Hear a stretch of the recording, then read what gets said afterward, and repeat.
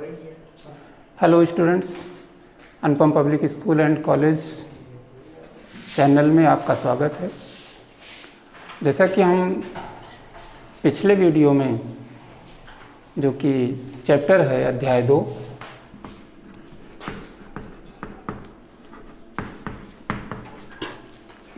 पुष्पीय पादपों में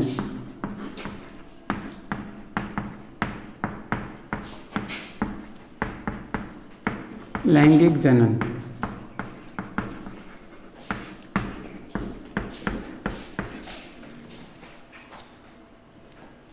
sexual reproduction in flowering plant और sexual reproduction in angiosperm plants. इसमें हम आज चर्चा करेंगे भ्रूणपोष या इंडोस्पर्म। भ्रूणपोष इंडोस्पर्म।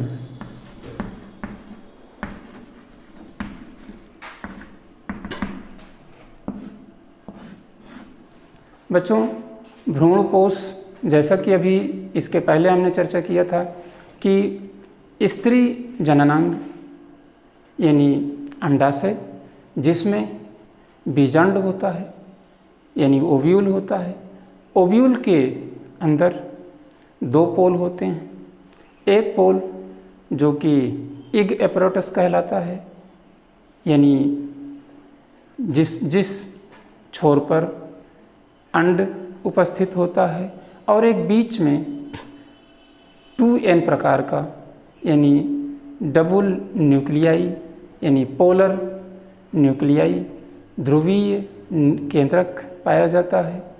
इन दोनों स्थानों पर नर केंद्रक या नर गैमीट ये एक अंड से यानी इग से दूसरा ध्रुवीय केंद्रक या पोलर न्यूक्लियाई से जाकर संयुग्मन करता है।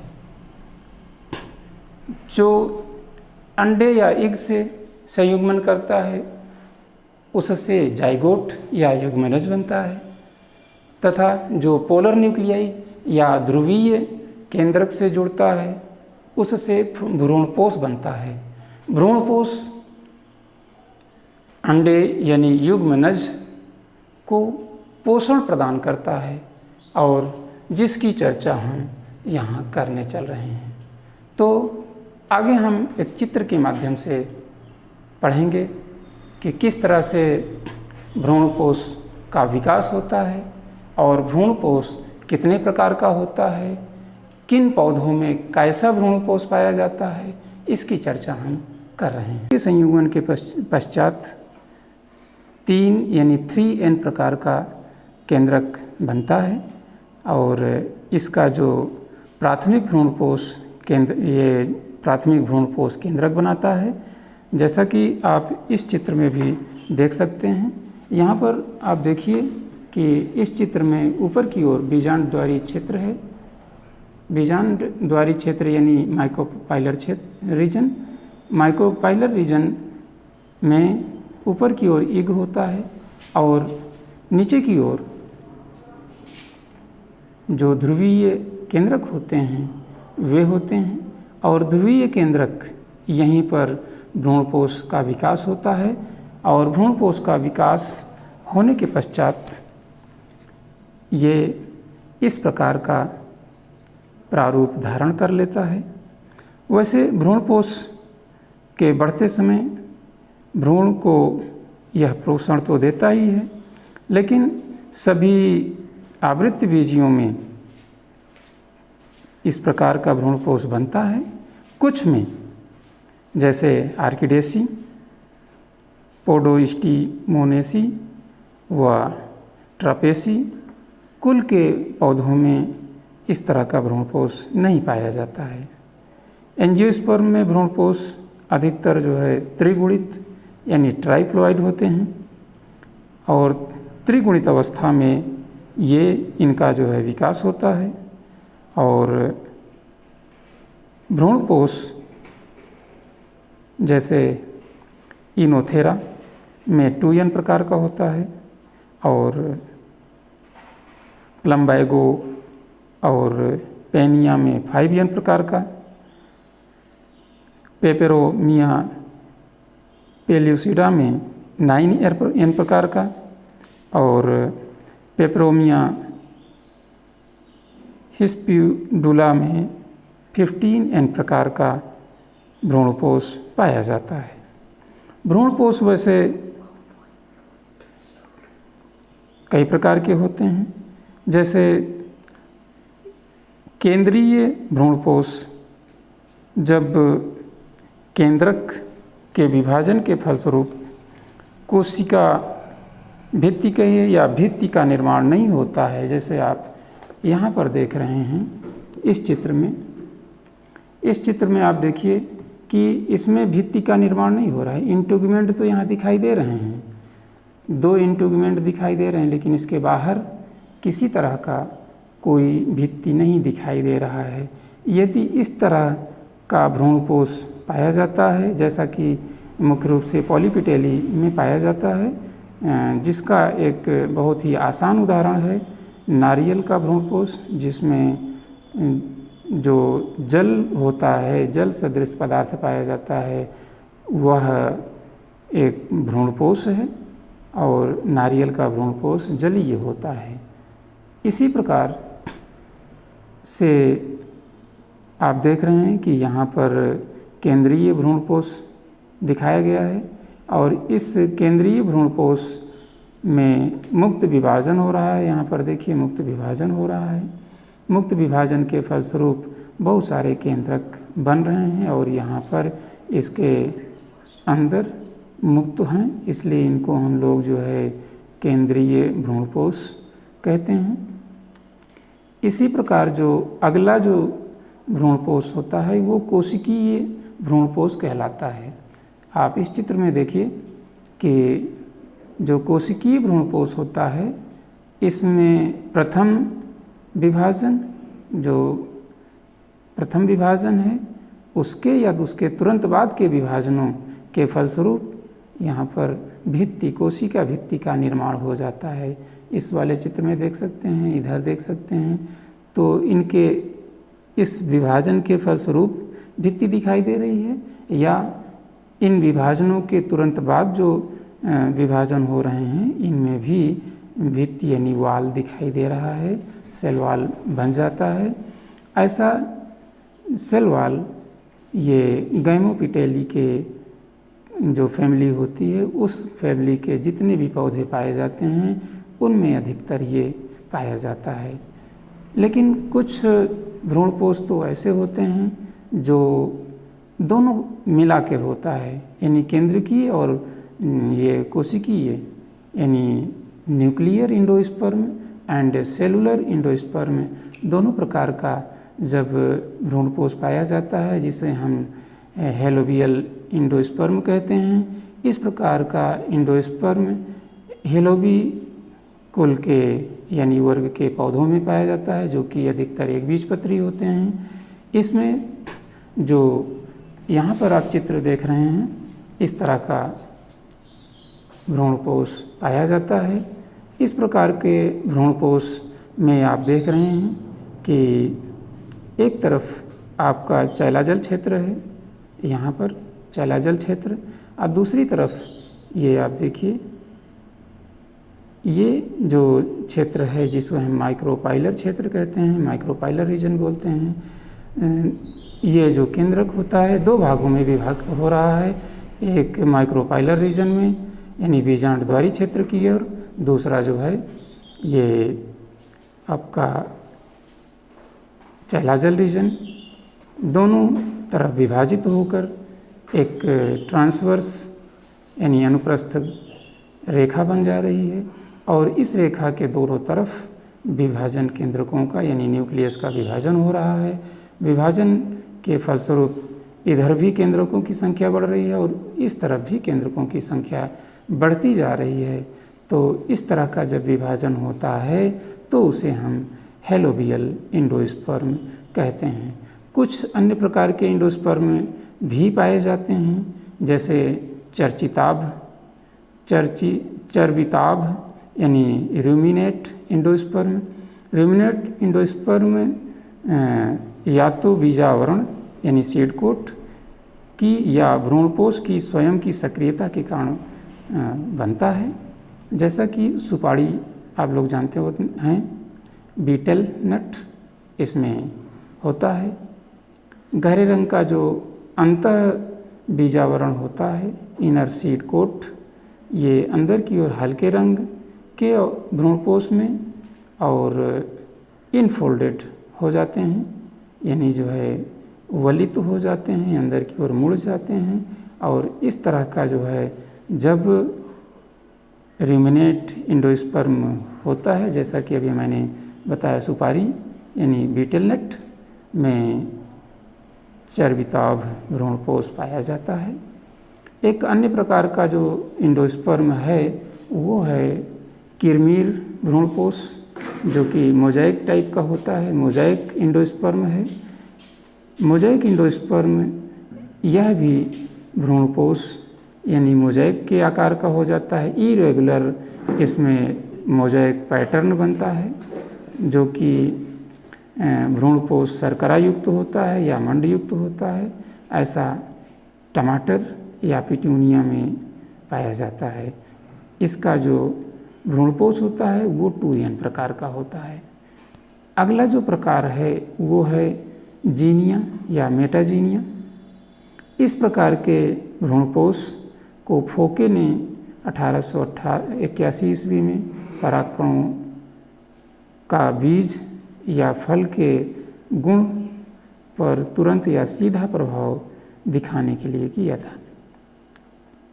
भ्रूणपोष के बाहर कायिक ऊतक यानी सोमैटिक टिश्यू पर पड़ने वाले प्रभाव को मेटाजीनिया कहते थे उस समय। लेकिन जो जीनिया का भ्रूणपोष होता है वो मक्के में पाया जाता है, जबकि मेटाजीनिया का जो भ्रूणपोष होता है, एंडोस्पर्म होता है, वो खजूर यानी फोनिक्स डैक्टिलिफेरा में पाया जाता है। कुछ अन्य प्रकार के भ्रूणपोष भी पाए जाते हैं, जो कि एल्बुमिनस या एल्बुमिनस हीन या इंग्लिश में आप बोलेंगे एक्स एल्बुमिनस या नॉन एंडोस्पर्मिक सीड। तो नॉन एंडोस्पर्मिक सीड ये उन बीजों में भ्रूणपोष जिन बीजों में भ्रूणपोष का अभाव होता है, यह वृद्धि करते हुए भ्रूण तथा उसमें उत्पन्न होने वाले पदार्थ द्वारा पूर्णतया उपयोग में ले लिया जाता है। इसका अंकुरण के समय जो सीडलिंग होती है, नवोद्भिद के भोजन के इनका उपयोग बीज पत्रों में जमा हो जाने व मोटा हो जाने के कारण इनका उपयोग होता है, जैसा कि सेम, मटर, चना यानी बीन, ग्राम, पी आदि में आप देखते हैं कि ये एक्स एल्बुमिनस होते हैं। इनमें जर्मिनेशन के समय जो बीजपत्र होता है उसमें भोजन इकट्ठा रहता है। इसी प्रकार जो एल्बुमिनस एंडोस्पर्म होते हैं, या आप कह सकते हैं कि एंडोस्पर्मिक सीड होते हैं, उनमें भोजन भ्रूणपोष में संग्रहित रहता है, जैसे कि मक्का, गेहूँ, रंडी यानी कैस्टर आदि में पाया जाता है। भ्रूणपोष के संबंध में हम लोगों ने अभी तक जाना। इसके बाद हम भ्रूण के विषय में समझेंगे कि भ्रूण का विकास यानी जो एम्ब्रियो होता है उसका जो है डेवलपमेंट कैसे होता है, यानी भ्रूणोद्भव के विषय में हम लोग पढ़ेंगे। अभी हम लोग भ्रूण की चर्चा करने चल रहे हैं। भ्रूण यानी एम्ब्रियो।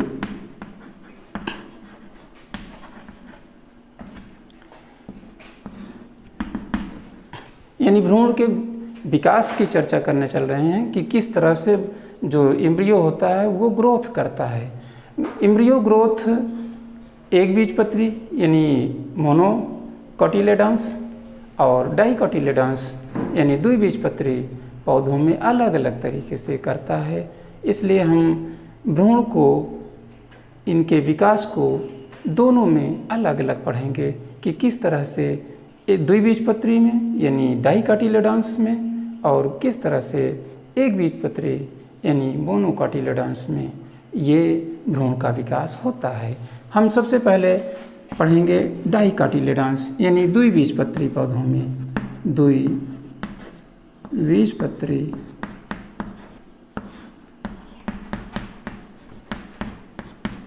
पौधों में वृद्धि।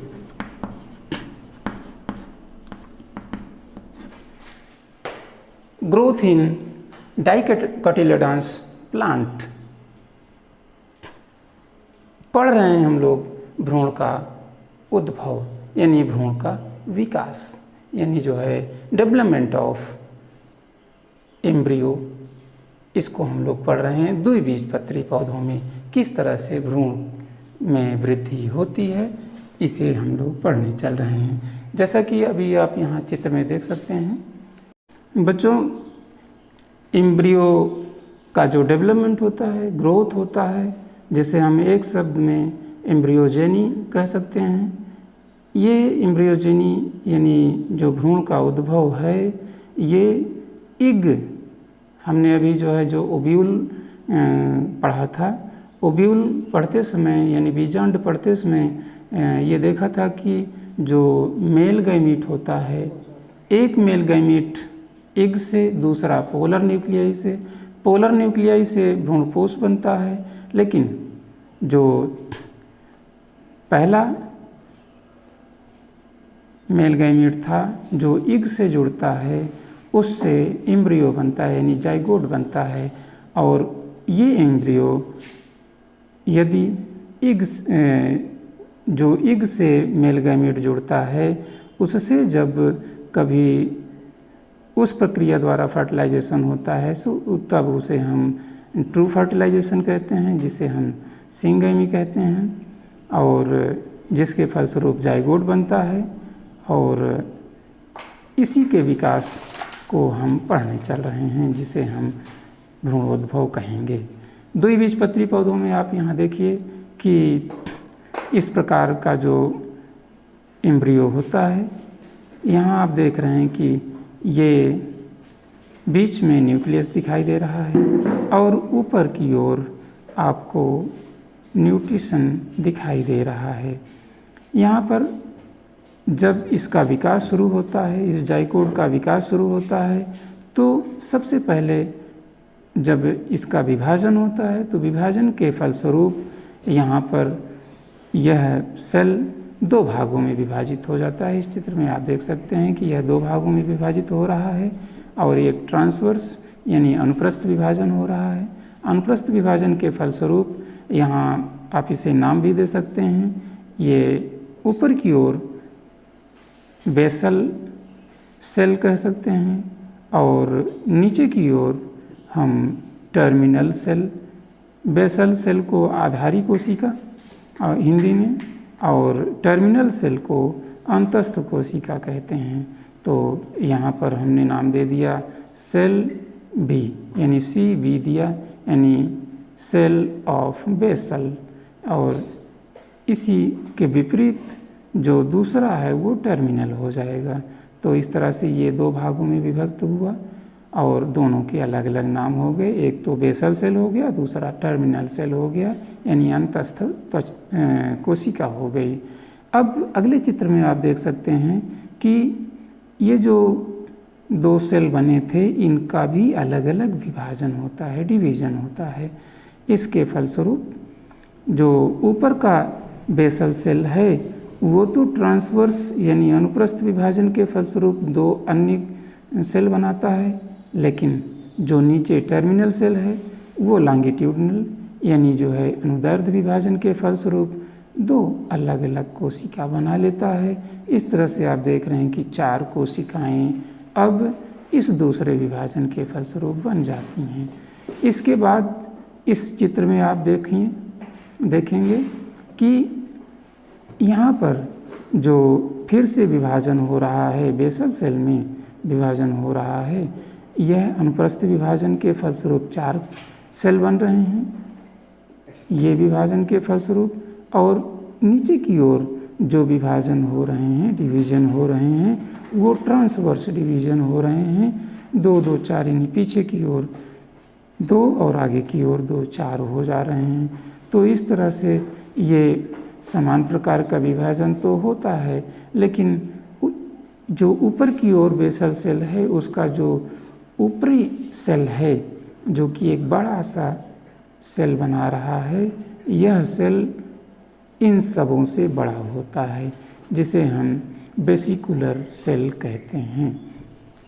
इसके फलस्वरूप भी जब अगला विभाजन होता है, डिवीज़न होता है, तो अब 4 के बजाय 8 हो जाते हैं।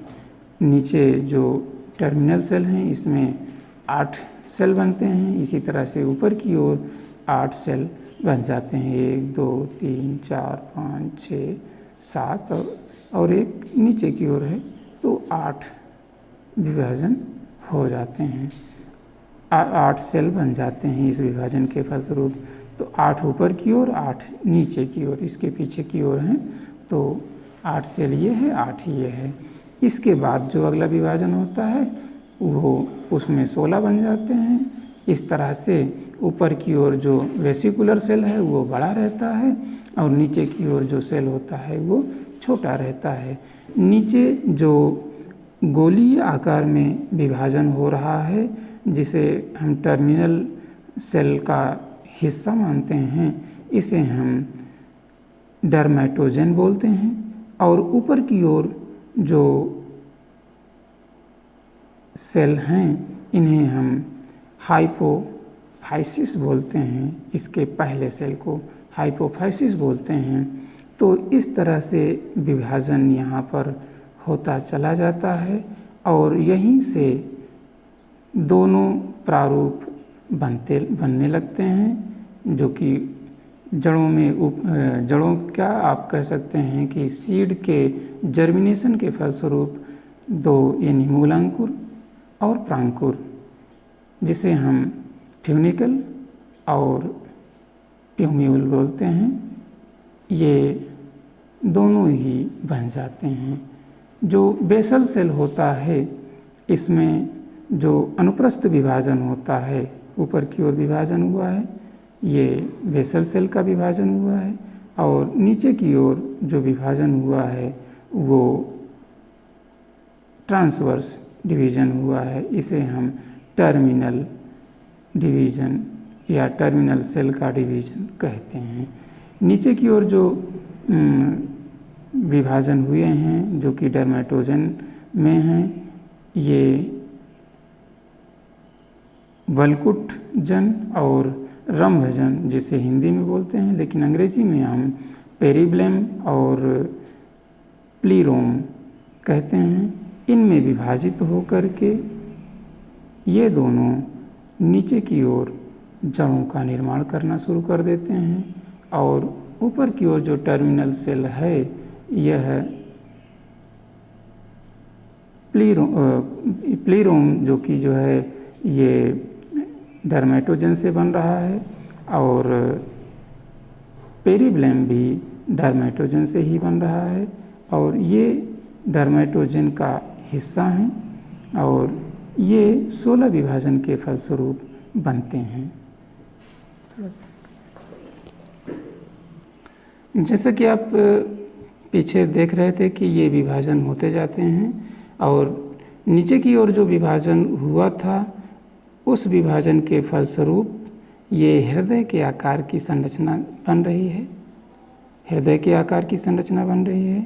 तो भ्रूण यानी जो है कभी गोलाकार, जैसा कि इसमें दिख रहा है गोलाकार, कभी गोलाकार ये संरचना होती है। गोलाकार भ्रूण में जो बीजपत्र बनने के स्थान पर विभाजनों के फलस्वरूप भ्रूण जो है ये हृदय के आकार का हार्ट शेप्ड हो जाता है। और बहुत ही जल्दी जो हाइपोकोटाइल होता है, हाइपोकोटाइल के अनुप्रस्थ विभाजन यानी ट्रांसवर्स डिवीजन द्वारा ये लंबा हो जाता है और लंबा होकर, जैसा कि जो है आप इन चित्रों में देख रहे हैं कि ये धीरे धीरे क्या हो रहा है, लंबा हो रहा है, लंबा हो रहा है, ये लंबा होता चला जा रहा है। लंबा हो करके यह भ्रूण दो बड़े मुंड बना लेता है, जैसा कि इस चित्र में आप देख रहे हैं, दो बड़े मुंड बना लेता है और इनके द्वारा जो ये बीजपत्र हैं, कार्टिलेडॉन्स हैं, इनके द्वारा ये प्लीम्यूल को ढक लेता है। प्लीम्यूल को ढक लिया, देख रहे हैं कि ये जो है इसको ढक लिया है पूरी तरह से। तो ये यहाँ पर प्लीम्यूल है, इसको जो है ये ढक लिया पूरी तरह से। तो इस तरह से इन द्विबीजपत्री यानी डाइकोटिलेडॉन्स में भ्रूण का विकास इस तरह से पूरा हो जाता है। इसी प्रकार जब हम मोनोकोटिलेडॉन्स एम्ब्रियो की चर्चा करते हैं तो मोनोकोटिलेडॉन्स एम्ब्रियो में आप यहाँ देख सकते हैं कि मोनोकोटिलेडॉन्स एम्ब्रियो में एक बीजपत्री यानी मोनोकोटिलेडॉन्स एम्ब्रियो में जो भ्रूण का विकास होता है वो बीजपत्र बनने से पहले की अवस्था में द्विबीजपत्री पौधों यानी द्विबीजपत्री का जो भ्रूण होता है उसके विकास जैसा ही होता है। जैसा कि आप इस चित्र में देख रहे हैं कि द्विबीजपत्री यानी डाइकोटिलेडॉन्स में भी जो डिवीज़न हुआ था उसमें बेसल सेल और इधर टर्मिनल सेल यानी जो है अंतस्थ त्वचा नीचे की ओर, ऊपर की ओर बेसल यानी जो है आधारी कोशिका बनी थी और इसमें भी वैसे ही हो रहा है। अगले डिवीज़न में भी यहाँ आप देख रहे हैं कि ऊपर की ओर ट्रांसवर्स डिवीज़न यानी अनुप्रस्थ विभाजन हुआ है और नीचे की ओर लॉन्गिट्यूडनल डिवीज़न यानी जो है अनुदैर्ध्य विभाजन हो रहा है। यहाँ कभी कभी क्वेश्चन पूछा जा सकता है कि एक बीजपत्री या द्विबीजपत्री में से किस में टी शेप्ड भ्रूण पाया जाता है। आपको ऑप्शन दिया जा सकता है कि एक बीजपत्री में यानी मोनोकोटिलेडॉन्स में, द्विबीजपत्री में, या तीसरा ऑप्शन दे सकते हैं कि दोनों में, और चौथा ऑप्शन दिया जा सकता है कि किसी में भी नहीं। तो आप ऑप्शन 3 यानी जो है मोनोकोटिलेडॉन्स और डाइकोटिलेडॉन्स दोनों को एक साथ उत्तर देंगे यानी सी ऑप्शन को आप चुनेंगे, आपका जो है आंसर सही हो जाएगा। तो इस प्रकार जो परिपक्व एक बीजपत्री और द्विबीजपत्री भ्रूण में मुख्य अंतर होता है वह बीजपत्रों की संख्या यानी शूट अपेक्स और कोटिलेडॉन्स यानी प्ररोह और बीजपत्र, इन दोनों पर ही आधारित होता है। एक बीजपत्री पौधों के भ्रूण में एक अकेला टर्मिनल बीजपत्र होता है यानी कोटिलेडॉन्स होते हैं और शूट अपेक्स यानी जो है प्ररोह शीर्ष की स्थिति लैटरल होती है, बगल में होती है। तो जो एक बीजपत्री पौधों में आधारी कोशिका है, जैसा कि आधारी कोशिका को हमने ऊपर की ओर बताया था, आधारी कोशिका में जो कि ऊपर की ओर है ये ट्रांसवर्स डिवीज़न होता है। ट्रांसवर्स डिवीज़न इसमें आप देख रहे हैं, इसके बाद का जो डिवीज़न है इस वाले चित्र में है।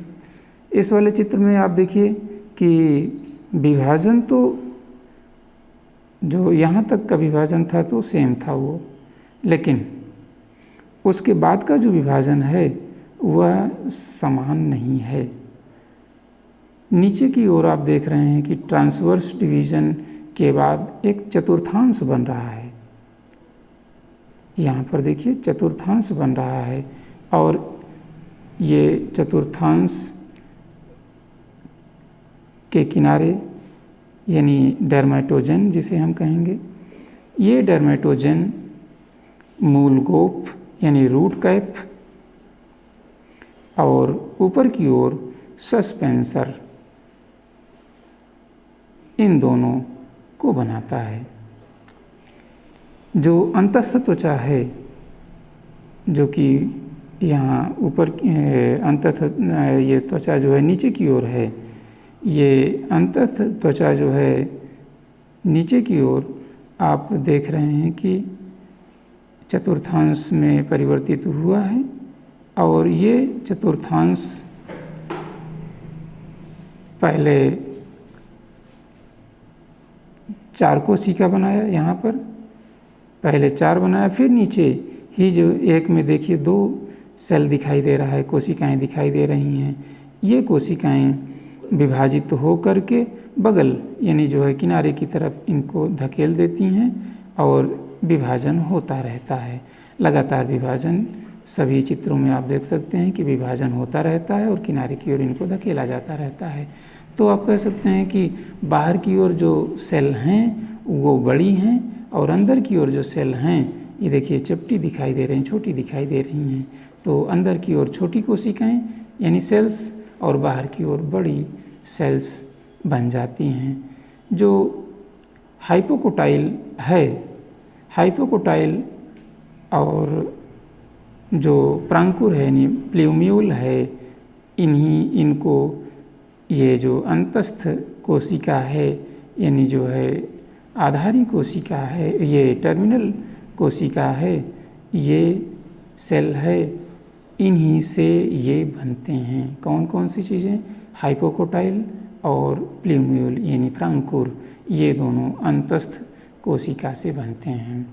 जो आधार कोशिका है उससे यहाँ ऊपर देखिए ये अनुप्रस्थ विभाजन पहले हुआ है तो 2 कोशिकाएं बनी। अनुप्रस्थ विभाजन के बाद आप देख रहे हैं कि ये ऊपर की ओर भी विभाजित हुए हैं और विभाजित होकर के ये ऊपर निलंबक बनाती हैं, सस्पेंसर, यहाँ पर सस्पेंसर बनाती हैं और रूट अपेक्स बनाती हैं यानी मूल गोप बनाती हैं।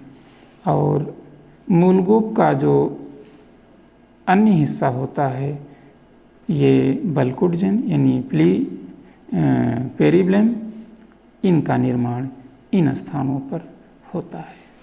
तो आप समझ सकते हैं कि एक बीजपत्री पौधों में जो विभाजन होते हैं वो अलग तरीके से होता है तथा द्विबीजपत्री पौधों के भ्रूण में जो विभाजन होता है वो अलग तरीके से होता है।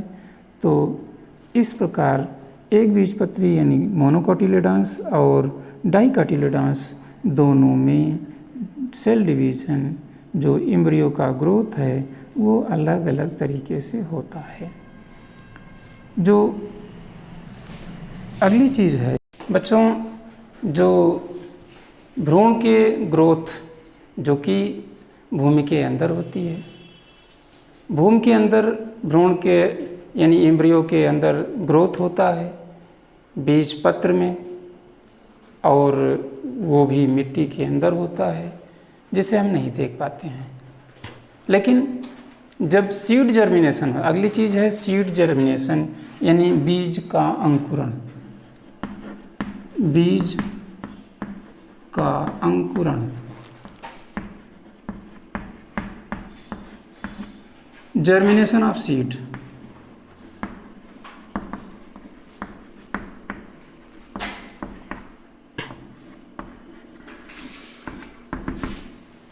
जर्मिनेशन ऑफ सीड यानी बीज का अंकुरण। बीज का अंकुरण हम एक बीजपत्री और द्विबीजपत्री दोनों का अंकुरण देख सकते हैं। आप घर पे अपने खेतों में या टहलने जा रहे हों खेतों के आसपास, तो किसी भी बीज को यदि 1 हफ्ते के अंदर बोया गया हो तो एक बीज को उखाड़ कर आप देख सकते हैं कि किस तरह से वो जर्मिनेट होता है। वैसे हम यहाँ पर देखते हैं कि एक बीजपत्री और द्विबीजपत्री पौधों में किस तरह से जर्मिनेशन होता है, किस तरह से वे अंकुरित होते हैं। जैसा कि आप इस एक बीजपत्री और द्विबीजपत्री पौधों के अंकुरण को चित्र के माध्यम से देख सकते हैं। हम बीज के अंकुरण को देख सकते हैं। यहाँ पर देखिए एक कैस्टर यानी रेंडी का बीज दिखाया गया है। इसमें जर्मिनेशन यहाँ शुरू हुआ है। जर्मिनेशन के समय का ये चित्र दिखाया जा रहा है।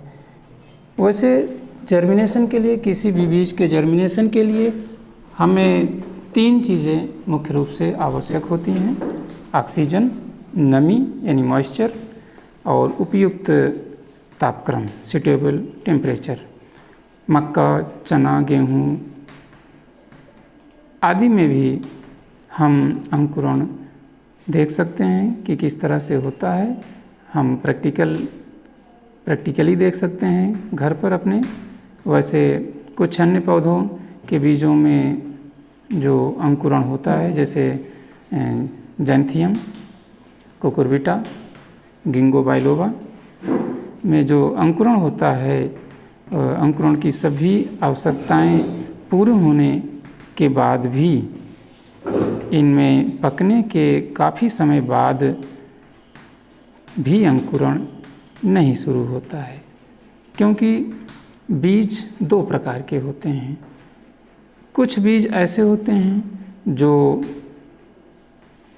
परिपक्व होने के पश्चात वे समय आने पर ही अंकुरित होते हैं, जिन्हें हम इस समय को हम प्रसुप्त यानी डोरमेंट पीरियड कहते हैं।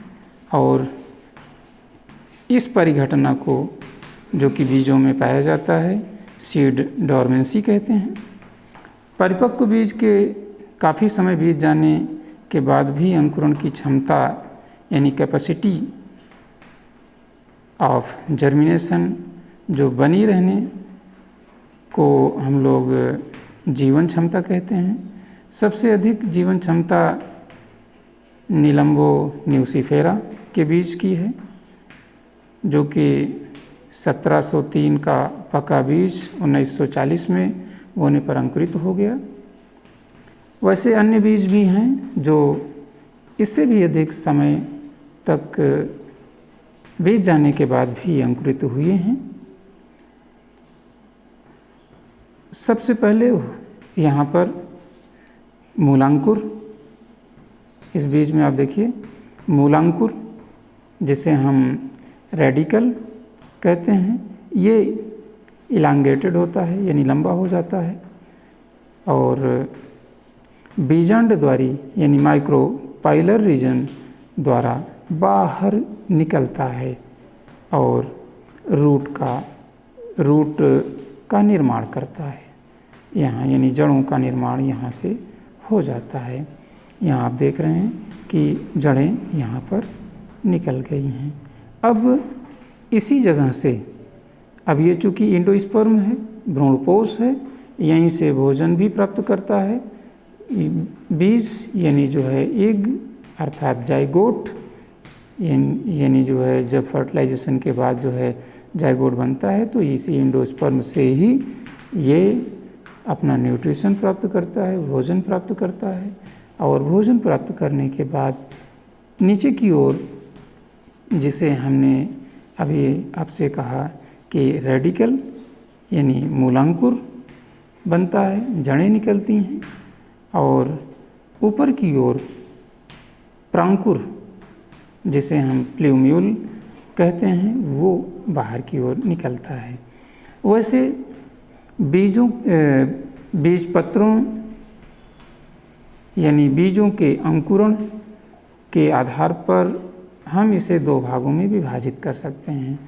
यहाँ हम इन 2 भागों में, जैसे भूमि उपरिक पहला है इपीजियल, कुछ बीज ऐसे होते हैं जो अंकुरण के पश्चात, जैसा कि इस चित्र में आप देख सकते हैं कि अंकुरण के पश्चात, यहाँ पर आप देखिए ये अंकुरण के सेम का बीज है, बीन का बीज है, ये भूमि ऊपरिक होता है, यानी भूमि के ऊपर इसका जो कोटिलेडॉन्स होता है। यहाँ देखिए हाइपोकोटाइल, हाइपोकोटाइल ये है, ये लंबा हो जाता है हाइपोकोटाइल, और इसमें से ये रेडिकल है, रेडिकल से जो है जड़ें निकली हुई हैं, रूट्स निकले हुए हैं, और ये इलांगेटेड हो गया हाइपोकोटाइल। इलांगेटेड होकर के कोटिलेडॉन्स को ऊपर की ओर ले जाते हैं। अगर इसे हम भूमितल माने तो ये भूमितल से ऊपर की ओर कोटिलेडॉन्स पहुंच गए हैं, और जब इस तरह की कंडीशन पाई जाए तो उसे हम लोग इपीजियल या भूमि ऊपरिक सीड जर्मिनेशन बोलते हैं। जैसा कि आप काटन में पाते हैं, काटन यानी कपास, पपीता यानी पपाया, कैस्टर यानी अरंडी, और ग्राउंड यानी कद्दू, ओनियन यानी प्याज आदि में इसी तरह का सीड जर्मिनेशन पाया जाता है। जो अगला प्रकार है जिसे हम अधोभूमिक कहते हैं, यानी अंग्रेजी में से हम हाइपोजियल बोलते हैं। हाइपोजियल अधोभूमिक का मतलब है कि जो सीड हैं यानी उसके कोटिलेडॉन्स हैं वो भूमि के ऊपर ना जाएं बल्कि भूमि के नीचे रहें।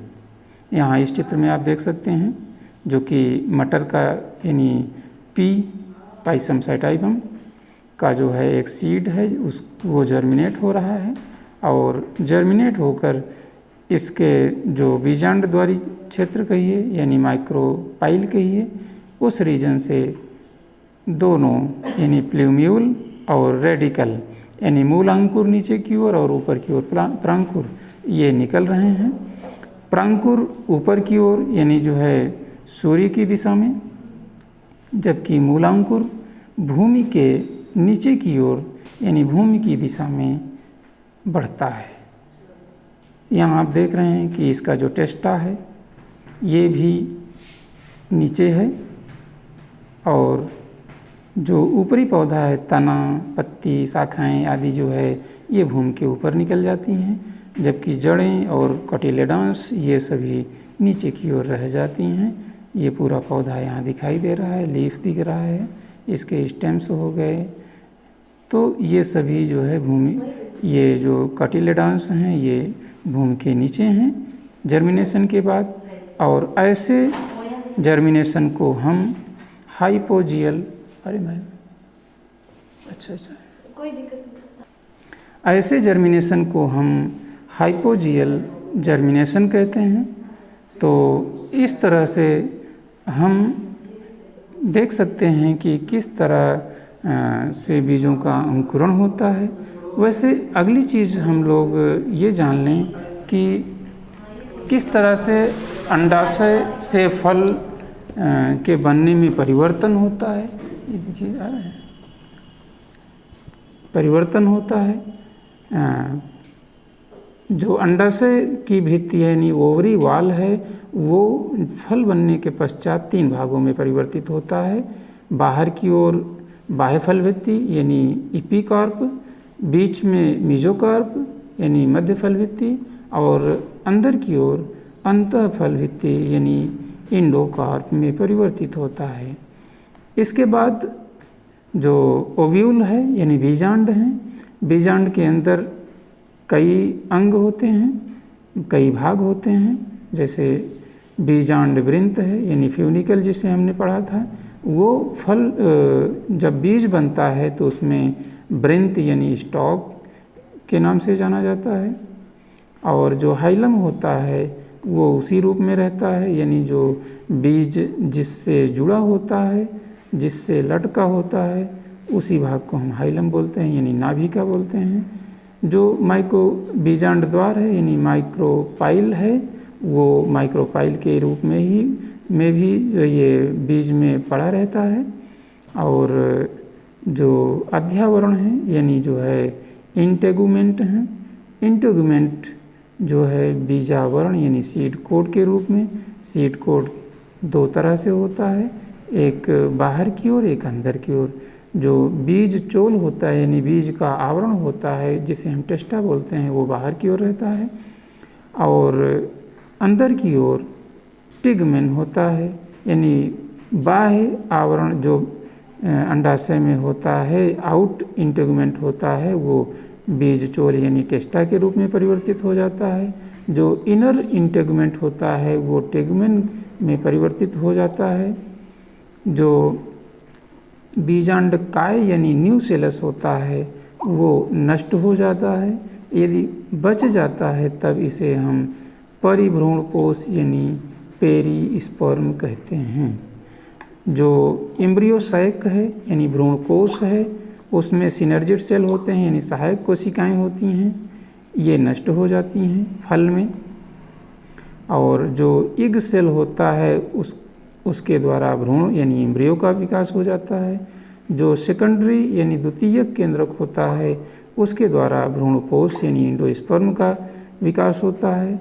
और जो एंटीपोडल होते हैं यानी प्रतिव्यासांत कोशिकाएं वो नष्ट हो जाती हैं। इस तरह से अंडाशय में उपस्थित जितने भी पार्ट होते हैं उनका फल में परिवर्तन हो जाता है और परिवर्तन के फलस्वरूप ये अपने नए स्वरूप में आ जाती हैं। बच्चों, आपकी किताब में एक और टॉपिक दिया हुआ है असंजनन यानी अपबीजाणुता यानी एपोस्पोरी।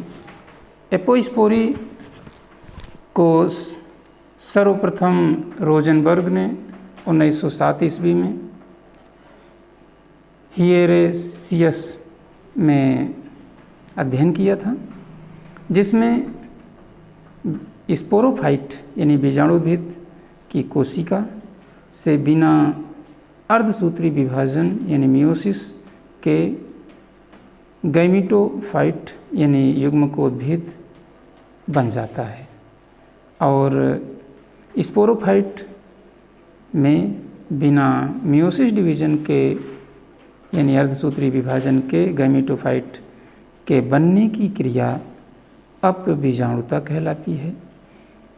बीजाणुद्भिद की यह कोशिकाएं या तो आर्चीस्पोरियल टिश्यू या न्यूसेलस के सोमैटिक टिश्यू की होती हैं और इनके द्वारा इनका निर्माण हो जाता है। अपबीजाणुता में जो एग होता है वह द्विगुणित होता है, अतः यह अनिषेक जनन द्वारा द्विगुणित भ्रूण बन जाता है। तो इस प्रकार जो अपबीजाणुता है, एपोस्पोरी है, वह स्पोरोफाइट के बिना मियोसिस डिवीजन के गैमीटोफाइट में परिवर्तन को हम एपोस्पोरी कहते हैं। वैसे एक बीज में एक से अधिक भ्रूण की उपस्थिति को हम लोग बहुभ्रूणता कहते हैं। और कुछ पौधों में, कुछ पुष्पीय पौधे जैसे कि एस्टेरेसिया तथा घासों में बिना निषेचन के ही बीज पैदा करने की प्रक्रिया विकसित होती है, जिसे हम असंजनन कहते हैं। तो इस प्रकार आप समझ सकते हैं कि एपोस्पोरी में किसी तरह का लैंगिक जनन नहीं होता है और एपोस्पोरी एक प्रकार का पार्थेनोजेनेसिस है यानी अनिषेक जनन है जिसमें लैंगिक जनन नहीं होता है। तो इस प्रकार लैंगिक जनन में इस टॉपिक को भी हम पढ़ सकते हैं। बच्चों, आपने अपने क्लास 12th बायोलॉजी के सेकंड चैप्टर में अधिकतर चीज़ें पढ़ लिया है। यदि किसी भी टॉपिक पर आपको कोई प्रॉब्लम होती है तो उसे आप हमसे कमेंट के माध्यम से पूछ सकते हैं और अपना सिलेबस तैयार कर सकते हैं। पीछे के क्वेश्चन जो कि एनसीईआरटी की बुक में दिया हुआ है, उन्हें आप घर पर खुद हल करने का प्रयास करिए इतना पढ़ने के पश्चात, जिससे आपके अंदर स्वाध्याय और अनुभव इन दोनों का विकास होगा। यदि किसी क्वेश्चन में कोई प्रॉब्लम होती है तो आप हमसे कमेंट के माध्यम से उसे सॉल्व कर लेंगे। इसके बाद हम अगले वीडियो में जो अगला चैप्टर है आपकी क्लास का उसको पढ़ेंगे। अगला चैप्टर है मानव में लैंगिक जनन। तो इसी के साथ आज के इस वीडियो में हम यहीं तक रोकते हैं। इसके बाद हम अगले दिन जब मिलेंगे तो मानव में लैंगिक जनन की चर्चा करेंगे। बच्चों, इतना पढ़ने के बाद हमारा ये वीडियो कैसा लगा आप कमेंट ज़रूर करिएगा, सब्सक्राइब करिएगा। इससे हमें ऊर्जा मिलती है। धन्यवाद।